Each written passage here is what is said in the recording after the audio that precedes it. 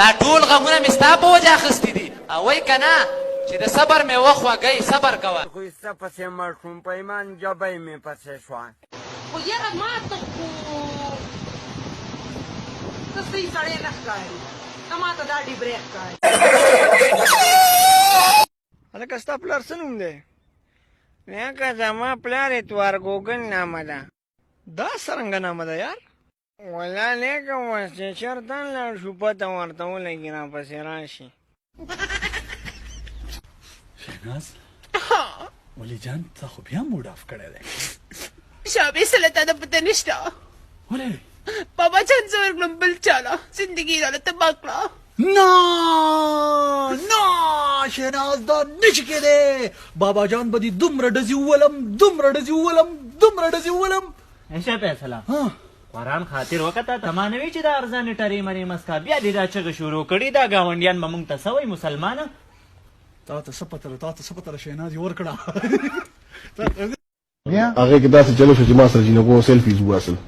چې زه کور ته راتلم د ما دا جیب دونه ډک چې ما داسې وکتل د جینکو نمبر یې کاکا ته د چوکه پورې مې بو نه ځئ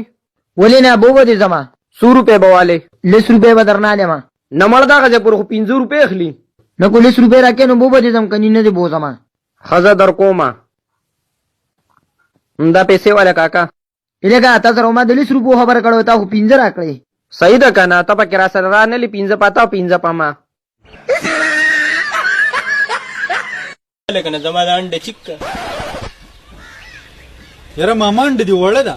وزن یې نشته ستا یې شیخ انډې غټې دي په 10 روپۍ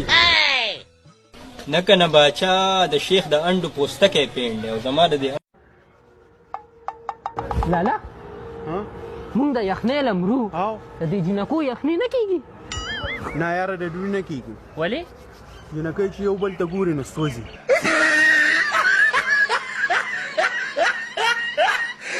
ته چې اوس د انګریزي زده کړې نو ته به کې څه انګلینډ لازم دی جوخه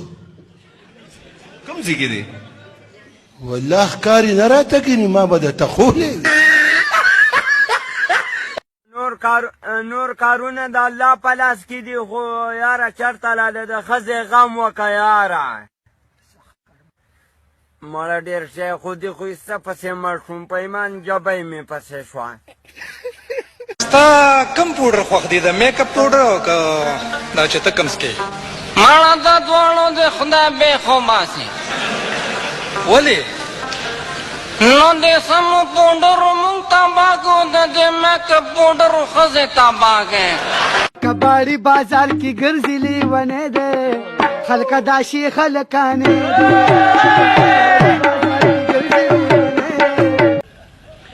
سواد کې مې حجامت کو چې یو څو ځایه وینې کړم نو ما ته وایي تاسو څو وروڼه یې چې مینه کې وکتل سم ارې ما ورته یار که تا نه جمدې خلاص شو شپږ یو ګینې 15 پاتې شو زه خو تا سره واده نه کوم ته خو زما د نیا په دی وکړه بل چا سره تاسو مې خلاف خو سنډه ستا معشوقه به بل چاته ورېږي او ته به ورته ګورې پښتو نشته زما پښتۍ نشته نو پښتو به راکې شي او څوک چې پښتو کوي که نه نو پښتۍ ما بچې مالوچ څه ته وایي سرجي دا سوال لږ اسان کې نو جواب به درته ووایم